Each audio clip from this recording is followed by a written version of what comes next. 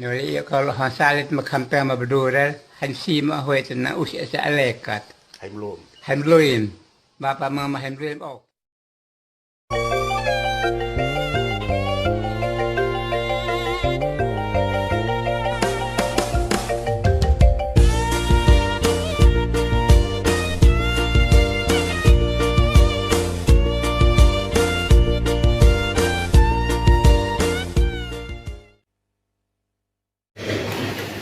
Berkaca dan bercermin pada bacaan suci pada hari ini, izinkanlah saya memberi judul renungan saya dengan mengutip langsung moto Kaul Kekal Bruder Laurentius. Apakah kamu tidak mau pergi juga? Katolik selama-lamanya, amin.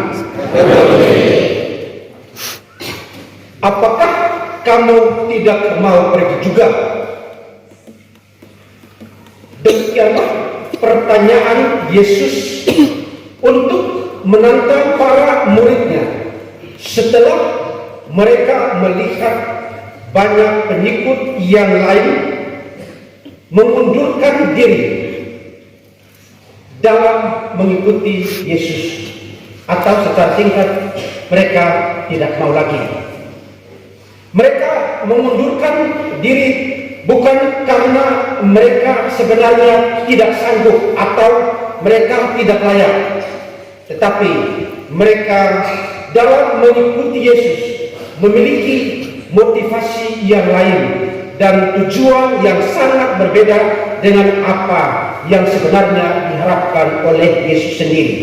Ada U di balik B dalam mengikuti Kristus. Ada udang di balik batu. Jikalau seorang datang kepadaku dan tidak membenci bapaknya, tidak membenci ibunya, tidak membenci istrinya, bruder, istri tidak ada, anak-anaknya, saudara-saudarinya laki-laki dan perempuan, dan tidak memikul salibnya, ia tidak dapat menjadi muridku. Dari ayat ini ada beberapa pesan pokok yang ditegaskan oleh Yesus sebagaimana dikisahkan oleh penginjil Lukas. Hemat saya ada beberapa, 2, 3, 4 nanti kita lihat ke depan. Yang pertama, menjaga keterikatan dengan keluarga. Harus kita sadari bahwa kita ini memang benar-benar lahir dari keluarga dan 100% lahir dari keluarga. Kami tidak turun langsung dari atas langsung ke bumi. Yesus pun lahir dari keluarga. Namun panggilan ini panggilan ini hanya kepada keluarga-keluarga yang dekat atau yang sibuk, karena mulai dari kemarin pasti minggu lalu pesta sudah disiapkan panitia dari tahun lalu, dan setelah itu bruder harus melayani mereka-mereka yang panitia dan keluarga besar, tidak. Atau juga karena bapak dan mama hanya melayani bapak dan mama, saya kira tidak. Semua yang menjadi saudara kekasih. Karena itu bapak dan mama jangan berpikir bahwa akan hanya dari bruder nanti besok-besok dia kembali ke sini untuk melayani kami. Tidak, ya. Pelayanan pada keluarga juga ada, tetapi tidak selamanya hanya untuk keluarga. Atau soal membenci istri dan anak-anak. Bruder dan kami yang hadir di depan ini, para suster, kami tidak punya istri dan suami. Ya. Jadi saya kira itu bruder sudah melaksanakannya dengan baik. Bruder, saya masih ingat kebetulan saya dari Soe. Saya punya keluarga besar itu adalah Protestan. Dalam satu kesempatan keluarga yang ponakan mereka ada Protestan. Mereka bilang, Pak ini tidak istri kan? Pak tidak merasa rugi kan? Saya bilang, rugi apa? Mereka bilang, tapi dalam kitab suci tertulis beranak cucu lagi dan berkembang biaklah. Itu ada kutipan perjanjian lama yang mereka hafal lebih baik dari saya. Jadi itu tidak berdosa kan kalau melanggar perjanjian lama, beranak cucu dan berkembang biaklah. Jawaban saya secara singkat, kalau memang itu adalah dosa, saya akan mempersalahkan Yesus yang memanggil saya. Yesus sendiri tidak punya istri. Kalau begitu tanya dia atau tanya saya. Kenapa? Dia sudah, kalau dia melanggar, kami yang lain ini langgar semua. Jadi jangan tanya saya, tanya langsung Yesus. Syarat kedua, memikul salib. Yesus dalam memanggil setiap orang tidak hanya menjanjikan yang bahagia, tetapi juga ada penderitaan. Memikul salib berarti berani berkorban, mempertahankan ajaran-ajaran Kristus dan juga ajaran-ajaran gereja Katolik. Pasti dalam perjalanan sebagai seorang biarawan, bahkan biarawati, pasti ada banyak tantangan yang ditemui di perjalanan. Namun anjuran saya kepada Bruder singkat, jangan cari salib-salib kecil, biarkan salib itu datang sendiri. Tapi jangan dengan secara sadar bertanggung jawab, saya mau mencari salib. Jangan. Salib itu akan ada, tapi kita jangan cari-cari alasan untuk mendapatkan salib. Yang berikut, yang keberapa ini? Ketiga.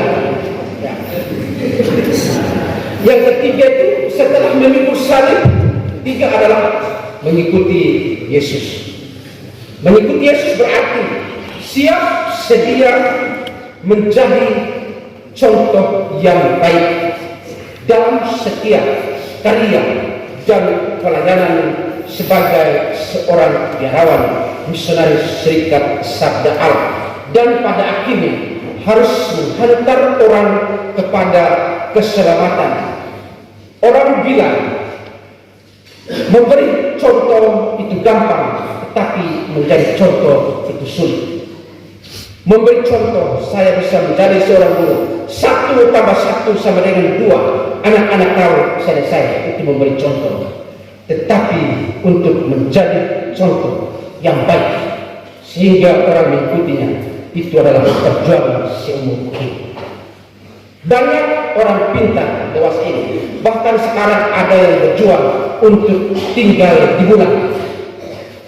Kita yang seperti ini perlu memberi contoh. Secara kemampuan akademis mungkin tidak mampu, tetapi tidak semua orang pintar mampu memberi contoh yang baik. Tetapi semua orang yang mampu memberi contoh yang baik, dia adalah orang pintar yang punya harkat dan martabat dan harga diri. Yang terakhir, tambahan saya, syarat yang keempat ini sebenarnya syarat ekstra. Menghayati kaum kebiaraan, atau menurut versi Injil hari ini salah satunya adalah melepaskan harta milik. Sekali lagi, melepaskan harta milik. Kami yang biarawan, biarawati itu ada 3 kaum. Kaum apa, frater? Ketaatan, ya. Kemudian terus kaum taat, murni dan taat, murni dan miskin. Bruder sudah berjanji untuk selama-lamanya membuktikan dirinya sebagai seorang yang taat. Beliau ini taat. Karena itu, walaupun dia dari Lokonia, tetapi dia taat untuk ditempatkan di provinsi Jawa. Ini ketaatan. Tidak ada diskusi dalam ketaatan. Mau tidak mau jalan ke provinsi Jawa. Dan Bruder sudah melaksanakannya. Murni untuk tidak terikat atau tidak menikah.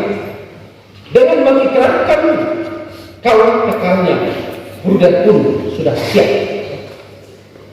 untuk melayani semua orang tanpa terikat pada satu keluarga kecil. Karena itu diharapkan juga dalam pelayanan kaum ini juga tetap kita perhatikan dan menjadi perjuangan kami juga seumur hidup sampai mati. Kalau kami mati baru bilang memang dia sudah melaksanakan kaum-kaumnya dengan baik. Selagi masih hidup, termasuk adik-adik saya juga, kami masih berjuang sampai mati.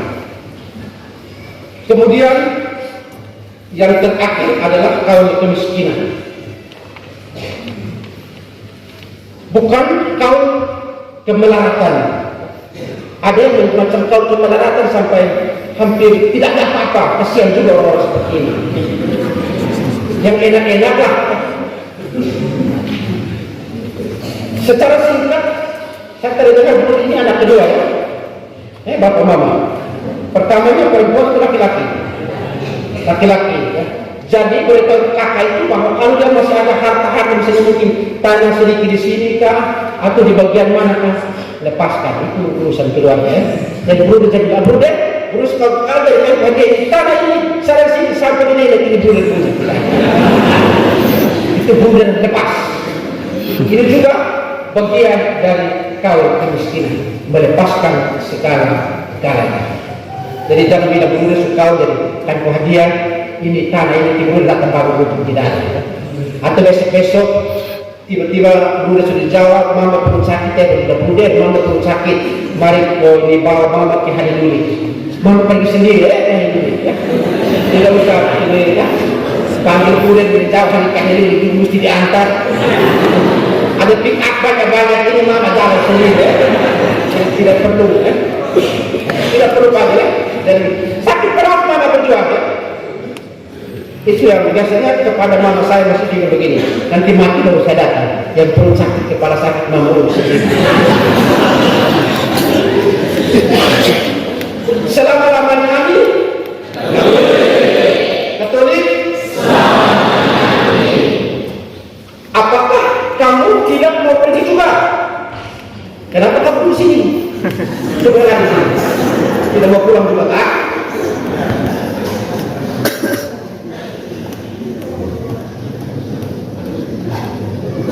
Bruder ini adalah Bruder pertama sulung dari Durasi. Saya tidak tahu mungkin yang saya salah, tapi ada SPD Pater siapa yang misionaris ini satu, ada SPD Pater. Kalau dia ini Bruder pertama, kita tepuk tangan dulu untuk Bruder ini.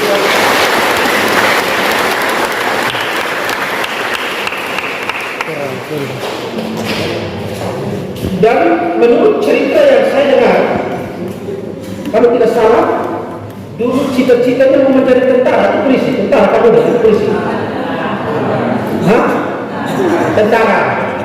Biasanya itu temannya angkatan bilang polo, tidak mungkin kan? Ya. Dia dulu mau jadi tentara. Cerita saya dapat. Ya. Tingginya sudah pas.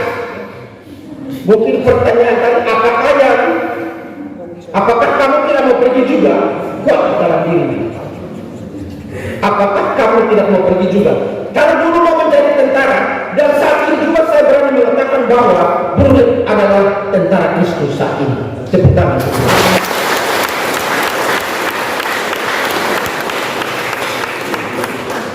Karena itu, dalam refleksi saya mewakili Bruder, saya memberi jawaban sedikit atas moto kau kekal Bruder Laurentius. Apakah kamu tidak mau pergi juga? Kira-kira jawabannya seperti ini. Singkat, saya tidak mau pergi. Itu jawabannya. Saya siap untuk menjadi Laskar Kristus. Cita-cita menjadi tentara tinggi, pas, dan memang pas, luar biasa. Tapi rupanya Tuhan Allah lebih kuat untuk menjadi Laskar Kristus. Dan satu harapan sederhana saya untuk Bruder, selain untuk Bruder kepada Bapak Mama, saudara-saudari semua yang berada di proklamasi ini secara menyeluruh. Kalau boleh, ada Lawrence baru, serdadu Kristus baru yang mengikuti jejak Prudent hari ini. Siap atau tidak siap? Saya Pak nama ini siap ya? Ya. Dan mudah-mudahan juga ada satu dua lagi yang menjadi Prudent SPD, pastor, imam, romo, suster, Prudent juga. Untuk saya yang penting jadi, mau romo juga sama, mau pater juga sama, mau suster apa saja, semua komunikasi ini sama. Semua kita melayani hal yang sama.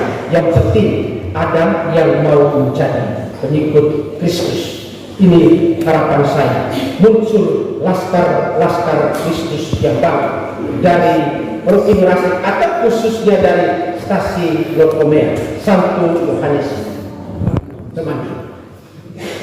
Dan biasanya untuk terakhir kalinya kalau biasanya kotak-kotak seperti ini, saya lihat ada anak-anak di sini kan, ada banyak. Coba semua anak yang ada di sini waktu di luar buat satu baris di lorong-lorong tengah ini. Yang di luar juga masuk saja. Coba, yang ada di luar yang mendengarkan saya, anak-anak yang ada di PAUD sampai kelas 6 SD, kalau ada, bang, itu buat satu baris di depan sini. Biar saya mulai satu baris, dan sampai bakat kita boleh dari sana. Yang kemarin, maju, laskar Kristus ya, udah sudah mencontoh sehari ini mau kan. Mari semua yang ada di luar sana dulu mari, yang ada di luar dulu masuk, ya. Ya, mantap. Sudah langsung begitu saja. Yang ada masuk. Siap kan? Ya.